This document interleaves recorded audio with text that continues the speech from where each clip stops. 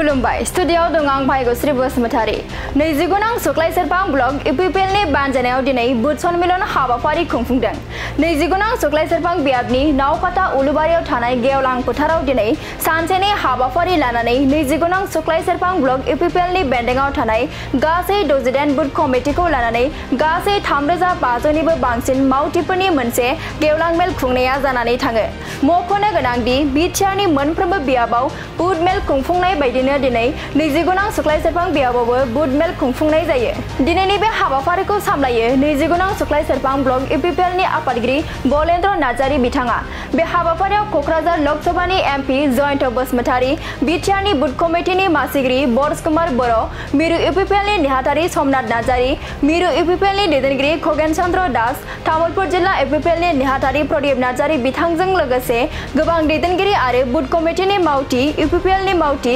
बिथांमोननि नुजाथिनायाव बे बुथ मेला जानानै थाङो। नैजिगुनां सुक्लाय सेरफां बियाबाव बुथ मेला लादों। बिटिसिनि बिसायख'थिया फैगौ सेप्तेम्बर दानाव जागोन ना बे रोखा जादों। दा बेखायनो जोंहा दोलोनि रुटिन बादियै जोङो बुथनि जोंनि वार्कारफोरखौ लानानै बुथ कर्मिफोरखौ लानानै बुथ सन्मेलन मोनसे बानायनाय जादों आरो बे गासै 40 समस्तियावनो बे सोलिगासिनो दङ। अलरेडि क'क्राझार चिरां बे जोबजोब्बाय, ओरैहाय सालबारि जिल्लायावबो जोब्बाय। दा दिनै जोङो तामुलपुर आरो नैबे उदालगुरि भेरगाव जिल्लायाव बेखौ जोङो लानाय जादों। दसे उनाव जों उदालगुरियाव हाबहैगोन आरो बिदिनो जोङो गासैबो 40 समस्ति जों खालामबाय थादों। थांखिया बेनो जे फैबाय थानाय बिसायख'थियाव जोंहा प्रमद बर' मानगोनां जोंनि चिफ आरो पार्टिनिबो चिफ बिथांनि दैदेननायाव बे ओनसोलाव सान्थि फैबाय। बे ओनसोलाव जिउनि रैखाथि, जोंनि सम्पतिनि रैखाथि आरो फारफ्रोम बिथिं जौगानायनि जे मोनसे दिनैहाय हाबाफारि सोलिबाय थादों। 26टा जनगोष्ठीखौ लानानै दिनैहाय खौसेथियैनो थांनायनि जिखुनु परिकल्पना दंबाय थायो आरो भिजन डकुमेन्ट बानायनानै जेरै गासिबो हारिनि जेंनाफोरखौ जोङो सायख'नानै बोरैहाय बेखौ फोजोबनानै बे ओनसोलाव पारमानेन्ट मोनसे सान्थि जाहाथे लाबोनो हायो, बिनि थाखाय जोङो सिन्था खालामबाय थादों। आरो बेखौ जों जुदि लाबोनांगौ जायोब्ला दिनै इउपिपिएल नङाब्ला बेयाव रावजोंबो निस्सय जानाय नङा। मानोना जोङो हाग्रामा महिलारिनि दैदेननायाव बिपिएफ सरकारखौ जोङो 17 बोसोर नायबाय। बे 17 बोसोराव बिथाङा माने सैथोथायै बुंनो थाङोबा बिथाङा बे ओनसोलाव सान्थि गायसननायनि थाखायबो हयथ' नाजानाय जों नुबोफेराखिसै। बेखायनो दिनै इउपिपिएल सरकार फैनाय लोगो लोगोनो सान्थिया फैबाय, निरापत्ताया फैबाय, जौगानाया फैबाय। जाथि जनगोष्ठीया दिनै खाथियाव साफैनानै आगानसेयैनो बिथांमोना थांनायनि जिखौ थिरांथा लादों। दा बेखायनो बे गासैखौबो नोजोर होनानै फैबाय थानाय बिसायख'थियाव जाहाथे मोजां मोनसे रिजाल्ट जानो हायो आरो जोङो प्रमद बर' बिथांनि दैदेननायाव बे ओनसोलाव गोजोनखौ बोरैहाय आरोबाव पारमानेन्ट जों खालामनो हायो, सास्टेनेबल जों बोरै खालामनो हायो, जौगानायखौ बोरै सास्टेनेबल खालामनो हायो, बे परिकल्पनाया जोंहा दङ। बेखायनो जोंनि बुथ कर्मिफोरखौ लानानै मोनसे फैबाय थानाय बिसायख'थियाव जों बोरैहाय आवगायलांनो बे माखासे हाबाफारिखौनो जों बेयाव लाबाय थानाय जादों। जोङो जथेस्थ' जोंहा मोजां सुक्लाय सेरफां हिसाबै दिनैनि तारिखआव बेयाव जोंनि बुथनि बिबानगिरिफ्रा जेरैबायदि दोलोनिफ्राय इन्सट्राक्सन होदों, जेरैबायदि बिथोन होदों, बे बिथोन बादियैनो बिथांमोनहा खामानिखौ जोबोद मोजाङै मावदों। दा बे दिनैनि तारिखसिमाव जों नायबा नुगोन जोंनि बुथफोरनि सांग्रांथि जिखिनि खामानि मावबाय थादों। फैबाय थानाय बिसायख'थियाव नैबे समस्तिया जे जोंनि थाखाय मोजां मोनसे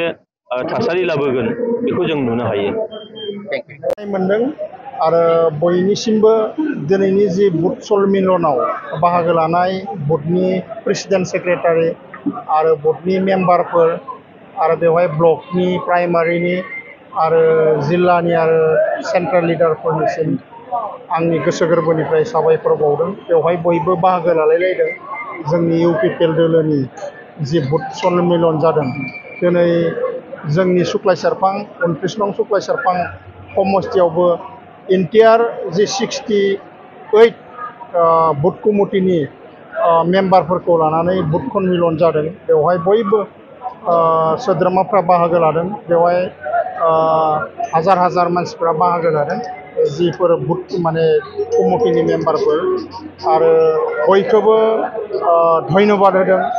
बिथांमोना बाहागो लानायनि थाखाय मोनसे इनकारेज जादों जोंनि सुक्लाय सेरफां ओनसोलाव बयबो बुथ कमिटिनि दैदेनगिरिफोर बा मेम्बारफोरा बा ब्लकनि लिडारफोरा इनकारेज मोनसे मोनदों बयबो आइ आफा रायजो राजाफोरनि हेफाजाबजों बयबो रायजो राजाफोरनि हेफाजाबाव इन्टेलेक्सुयेलफोरनि हेफाजाबाव मोनसे मोजां थासारियाव दङ सुक्लाय सेरफाङा बेबायदि हिसाबै फैबाय थानाय जि इलेक्सन 2025नि इलेक्सनाव मोनसे मोजां रिजाल्ट जागोन होननानै जोङो मिजिंथिनाय हायो आरो दायो बेसेबांसो दिनै रायजो राजाफोर बाहागो लादों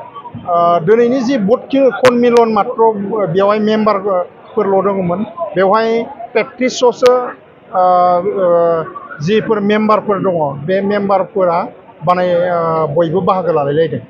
फैबाय थानाय भटनि गेमा आइ आफा रायजो राजा आरो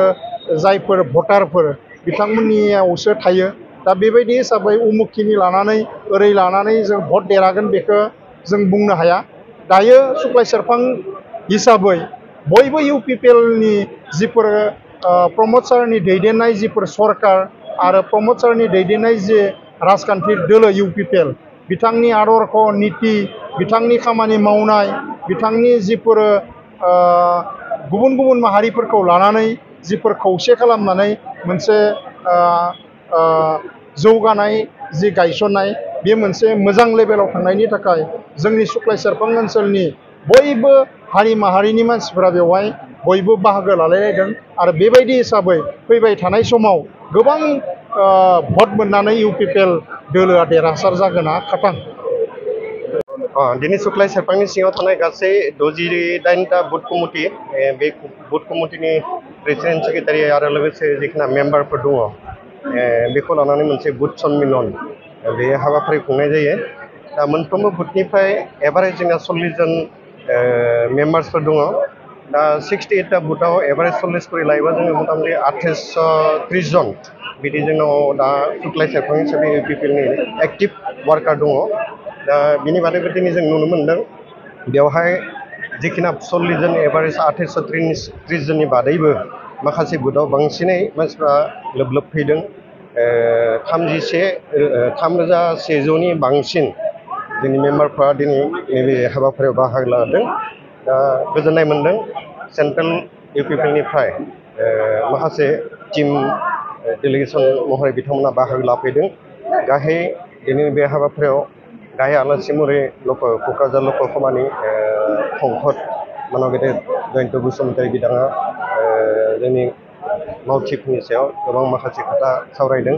आरो बेजों लोगोसेनो जोंनि सेन्ट्रेलनिनो UPPLनि नेहाथारि समनाथ नार्जारी बिथां आरो ब्रज कुमार बसुमतारी बिथांमोनाबो जोंनि बुथ कमिटिनि मेम्बारफोरनि सायाव मावनो गोनां खामानि आरो फैबाय थानाय समाव जों UPPL हिसाबै सुक्लाय सेरफांखौ देरहानांगौब्ला माबादि पलिसिजों खामानि मावनांगौ बिनि सायाव बिथांमोना माखासे जोंनो फैबाय थानाय दा बुंबा गाज्रि जायो जायखिजाया जोङो जिखिना एसपेक्ट मोनसे खालामदों माखासेहाय जों मोनसे जोंनाव एसपेक्ट दङ टारगेट लानानै खामानि मावदों दा बे टारगेटआव जोङो दिनैसिम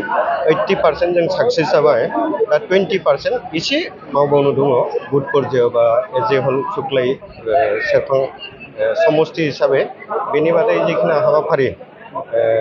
बे हाबाफारिजों जिखिना टारगेट बेवहाय जोङो 90% आल्टिमेटलि UPPL हिसाबै जों खामानि मावनानै दोनबाय नैबे समाव सुक्लाय सेरफां UPPL दोलो हिसाबै मोनसे गोख्रों मोनसे दोलो जानानै दङ आरो फैबाय थानाय इलेक्सनाव जोङो जेरैबायदि आसा थिदों बेबायदि जोंनि मावथिफ्रा जेरैबायदि खामानि मावदों जोबोद मोजाङै जोङो देरहानो हागोन फोथायनाय दङ दा गासिबो जायगायाव गासिबो बुथाव सोलायनाय मोनसे मोजां मोनसे सरकार नागिरदों हारि हारिसाफोरनि गेजेराव गोजोन खौसेथि आरो जौगानाय बे गुबै मोन्थोरखौ लानानै मोनफ्रोमबो बुथाव प्रमद बर' बिथांखौ फिन खनसेबाव BTCनि बा BTRनि चिफ हिसाबै नागिरदों आरो बे हिसाबै जों दोलो हिसाबै सुक्लाय सेरफांनिफ्रायबो सारखौ जोङो फिन खनसेबाव BTRनि चिफ हिसाबै जों दैथायहरनो हागोन बेनि थाखाय जों सुक्लाय सेरफां समष्टि हिसाबै जिखिना मावनो गोनां दङ जायखिना हाबा दङ बेखिनिखौ जों मावबाय थादों आरो बे हाबायाव जोङो फैबाय थानाय सेप्तेम्बराव लासै थाद'नाय गैयैजासे जिखिनाखौ सेन्ट्रेलनिफ्राय गाइडलाइन फैगोन जोंनिसिम हाबाफारि फैगोन बेखौ जोङो मावलांबाय थागोन